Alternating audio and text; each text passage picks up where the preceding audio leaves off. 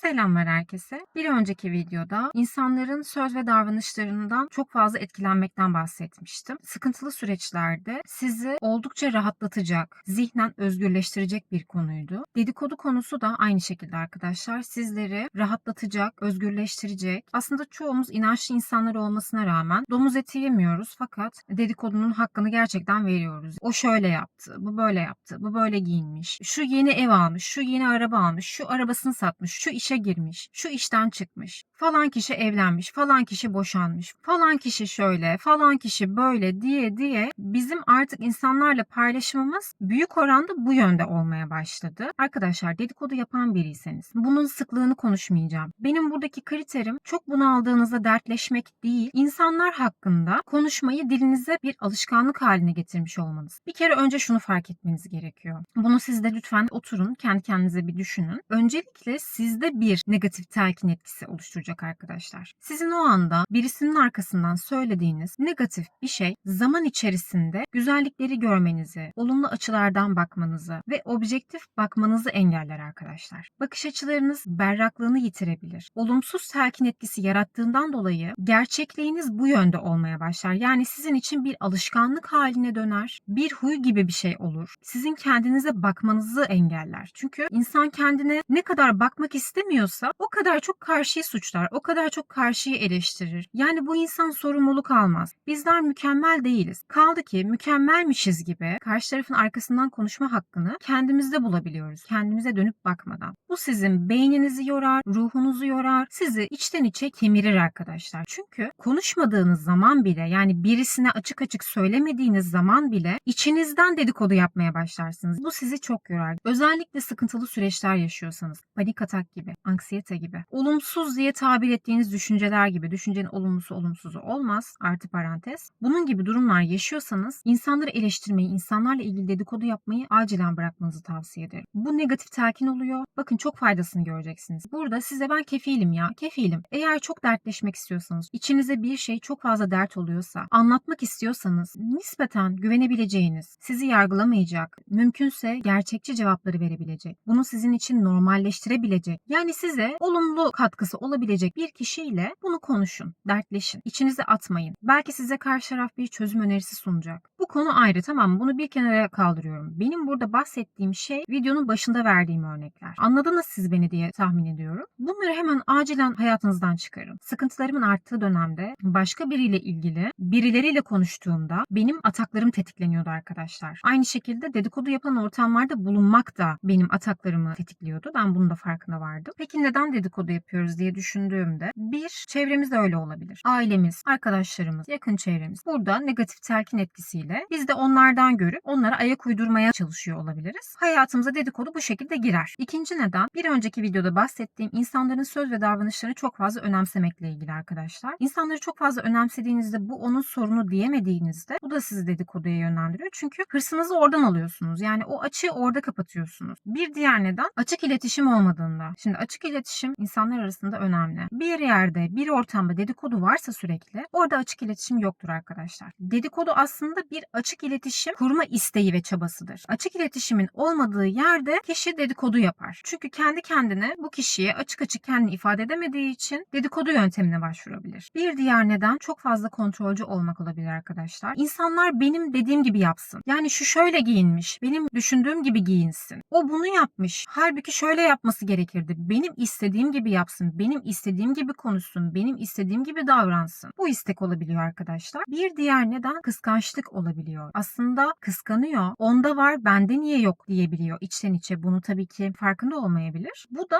dışarıya dedikodu olarak yansıyor. Ya da şöyle olabilir. İyi bir ev aldı. Ya beni unutursa, ya beni görmezden gelirse, ya beni insan yerine koymazsa gibi arka planda düşünceler de olabiliyor. Temel sebepler bunlar arkadaşlar. Ne yapabiliriz? Biz hemen çözüm odaklı düşüneceğiz. Umarım buraya kadar olan kısmı iyi bir şekilde anlatabilmişimdir. Dedikodunun sonucu sizin kalbinizi, yüreğinizi karartmasıdır arkadaşlar ve ve ruhunuzu çok fazla yormasıdır. Özetle budur. Bu neden tek başına yeterlidir. Size böyle onlarca neden sunmama gerek yok. Bunun sonucunda alışkanlık haline getirirseniz, hayatınızda ayrılmaz bir parçanız yaparsanız, enerjinizi bu yöne sarf ederseniz kendinize dönüp bakmazsınız, sorumluluk almazsınız, hedefler belirleyemezsiniz, üretken olamazsınız, gittikçe dozajı artırırsınız. Ortamlarınız da, çevreniz de buna göre olur. İnanın bana şu anda sorsalar, deseler ki seni insan ilişkilerinde en çok yoran şey nedir? Tartışmasız dedikodulu ortam derim. Size anlatamam. Beni şu an o kadar yoruyor ki. Çok gereksiz geliyor. Çok enerjimi tüketiyor. Başka işin mi yok ya? Hani başka hiç mi derdin kalmadı? Çok gereksiz geliyor arkadaşlar. Tabii ki benim de bu noktaya gelmemin nedenleri var. Ben de bir şeyleri gördüm, geçirdim. Bu sonuca vardım. Biz dünyaya böyle gelmedik. Dedikodusuz kalınca ölmüyorsun. Bu su gibi bir şey değil. Hiçbir şey olmaz. Tam tersi çok büyük bir rahatlık, bir özgürlük ve bir kazanım elde edersiniz. Peki çözümlere gelecek olursak ne yapabilirsiniz? Kendi içimizde her şeyi normalleştirmekle başlayacağız ve insanlara saygı duymakla başlayacağız. Hemen diyeceğiz ki olabilir, bu onunla ilgili, bu onun kararı, bu onun tercihi, beni ilgilendirmiyor diyeceğiz arkadaşlar. Bunu diye diye kendi içimizde bu yönde bir telkin etkisi oluşacak. Kendinizi yakalamaya başlayacaksınız zaten. Atıyorum şu niye şöyle giyindi dediğiniz an olabilir, beni ilgilendirmiyor. Ben de onun yerinde olsaydım öyle giyinecektim. Demek ki bir bildiği var. Ona göre o doğru. Ben saygı duyuyorum ya. Bana bir kötülüğü mü var? Yani bu insan böyle giyindi diye bir suç mu işlemiş oluyor? Yani bana karşı bir tehdit unsuru mu olmuş oluyor? Açık veya kapalı fark etmez. İstediği gibi giyinebilir. Ben de istediğim gibi giyinirim. Hani ahlaken etik kurallar vardır toplum içerisinde. Böyle bir şeyden bahsetmiyorum. İstediği arabayı alabilir. İstediği eve sahip olabilir. Ne güzel. O kişi adına sevinirim. Herkes iyi olsun. Herkes mutlu olsun. Mutlu olacağı şekilde yaşasın. Bakın ne oldu? Hemen böyle kalbimizde bir ışık yandı. Güzel bir ışık yandı. Güzel bir pencere açıldı. Bir anlayış gelişti. Bir saygı gelişti. İnsanlara saygılı olunca, anlayışlı olunca içinize bir şefkat gelir arkadaşlar. Yani insanları da sevmekle başlarsınız. Yani bir huzur gelir içinize. Bunu zaten kendiniz için yapacaksınız. Bunun hazzına vardıktan sonra bunun ne kadar uygulanabilir bir şey olduğunu idrak edeceksiniz. Daha şevkle uygulamaya başlayacağınızı ben düşünüyorum. Çevrenizde yakın arkadaşlarınız olabilir. Yani her gün ya da sık sık görüştüğünüz kişiler bu yönde çok fazla alışkanlığa sahip kişiler olabilir. Azı çoğu demeden düne kadar siz de bunu yapıyordunuz. Bunu unutmayın lütfen. Hani başkalarını bu konuda çok fazla yargılamayın diye söylüyorum. Öncelikle aile konusundan başlayalım. Ben bu konuda çok şanslıydım gerçekten. Yani bizim ailede laf dönmüyor. Birisi bir şey söylediyse öbürü ötekilere söylemiyor. Yani böyle bir ailem var. Hakikaten bazı ailelerde buna çok fazla maruz kalabiliyorsunuz. Öncelikle bunu bırakmaya karar verdiniz. Çevrenizi de o yönde kodlamaya başlamanız gerekiyor. Sizin yanınızda birlikte yaşadığınız insanlar, aileniz, birisi hakkında bir şey söylüyorsa olabilir. Bu demek ki onun tercihi diyerek bunu normalleştirerek telkin etkisiyle panzehir gibi karşı tarafa vermeniz gerekiyor. Yani o zehri siz almayacaksınız. Göğsünüzde yumuşatacaksınız. Ve karşı tarafa yumuşak bir şekilde bunu yansıtacaksınız. Olabilir diyerek. Bu onunla ilgili, bu onun tercihi diyerek. Bunu normalleştirerek bunu yapacaksınız arkadaşlar.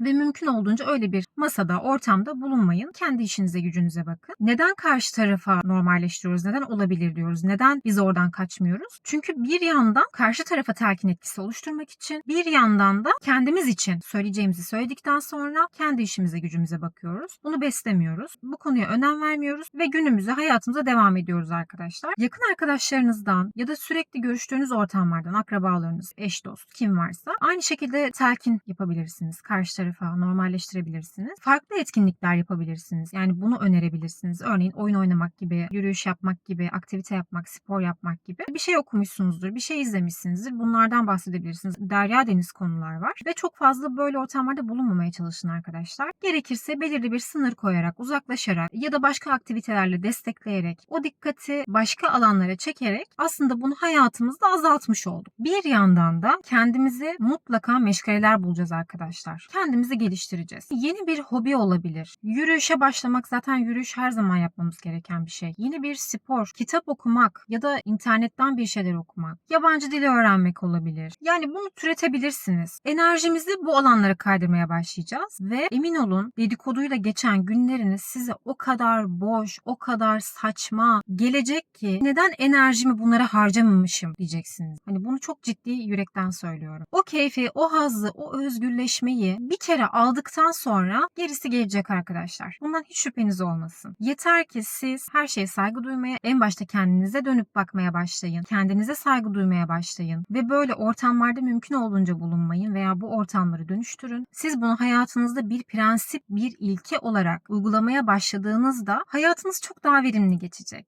ve çok daha huzurlu olacaksınız arkadaşlar. Bunun bir de huzur boyutu var. Yani her ne kadar siz eminim ki iyi yürekli bir insansınızdır, fakat bu dedikodu konusu o kadar insanlar arasında normalleşti ki bir yandan bunun içimizi kararttığının farkına varamıyoruz. Yani içimizdeki sıkıntılar, sebepsiz sıkıntılar, daraltılar, bunaltılar bundan da kaynaklanıyor olabilir arkadaşlar. Aslında kişi iyi niyetli gerçekten. Yani yüreği temiz, fakat dedikodu yapıyor, birilerini eleştiriyor falan. Bir yandan bunu yıkıyor ve farkında bile değil kişi. Bir de arkadaşlar, dedikodu yapan bir insan olmak sizin güvenilirliğinizi de azaltır. Bunu sadece başkalarının size güvenilirliğinin azalması olarak düşünmeyin. Kendinize olan güveninizi, kendinize olan saygınızı da bu konu sarsar arkadaşlar. Bir de şöyle düşünün lütfen. Önce kendimize bakacağız. Nasıl ki bir başkasının bizim arkamızdan konuşmasını istemiyor isek, biz önce buna kendimizden başlayacağız ve biz bunu bırakacağız arkadaşlar. Karşı tarafın yaptığı, söylediği yine bizi ilgilendirmiyor. Bunun bilincinde olarak bunu yapacağız. Biz kendimize yakışanı yapacağız. İçsel huzurumuz için, sıkıntılı süreçlerin daha şiddetli yaşanmaması için, enerjimizi daha güzel alanlara aktarabilmek için ve daha fazla ruhumuzu yormamak için biz bunu yapacağız arkadaşlar. İnsanlardan sürekli bir şeyler bekliyoruz. Fakat beklediğimiz şeylerin birçoğunu kendimiz yapmıyoruz. O nedenle kendimizden başlayacağız. Biz kendimizden sorumluyuz.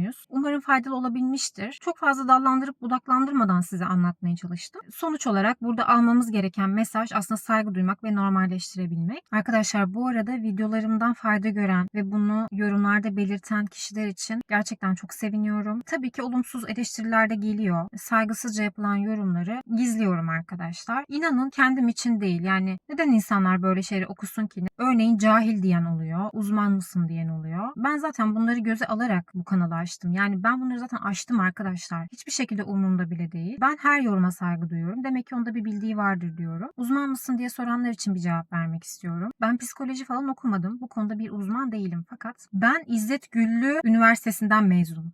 Öyle söyleyeyim size. Bir şeyleri yaşaya yaşaya, göre göre ben o şeyleri tükettim. Gerçekten çok zor günlerim oldu ve İzzet Güllü ile hayata tutundum. O yüzden ben İzzet Güllü Algı Okulu'ndan mezun oldum diyorum kendi kendime. Ben bu kanalda kendi tecrübelerimi size aktarıyorum. Bu sadece psikolojiyle ilgili değil, başka konularla ilgili de video çekmeyi düşünüyorum. Benim giriş konum bu, çünkü neden benim hayatımda muazzam fayda gördüğüm şeyler insanlar tarafından bilinmesin ki? Neden insanlardan gizleyeyim ki? Neden bazı gerçekleri konuşmayayım ki? Yani burası bir deneyim ve tecrübe kanalı. Düşüncesi, fikirleri çok fazla değişebilen biriyim. Ama ben İzzet Güllü'de takıldım kaldım, hakikaten aslında şunu anladım. Ben mantık arıyormuşum aslında. Mantıklı cevaplar, gerçekçi cevaplar arıyormuşum aslında. Hayatımda uyguladıkça, faydasını da gördükçe bunları insanlara aktarmayı da istedim. Bunu da olabildiğince dikkatli bir şekilde yapmaya çalışıyorum arkadaşlar. Umuyorum ki size de faydası olur. Bu konuyla alakalı olabilecek bazı video ve makaleleri de açıklama kısmına bırakıyor olacağım. Onlara da göz atabilirseniz sizin için güzel bir telkin etkisi olacaktır ve sık sık lütfen bu videoları da izleyin. Hatırlatın kendinize. Çünkü bir kere dinleyince unutuluyor, gidiyor. Tamam diyorsunuz, bir karar alıyorsunuz, fakat unutulabiliyor. Yani bunu içselleştirene kadar en azından bir süre bu videoyu, açıklamadaki video ve makaleleri okuyun, izleyin arkadaşlar. Kendinize iyi bakın. Görüşmek üzere. Sevgiler.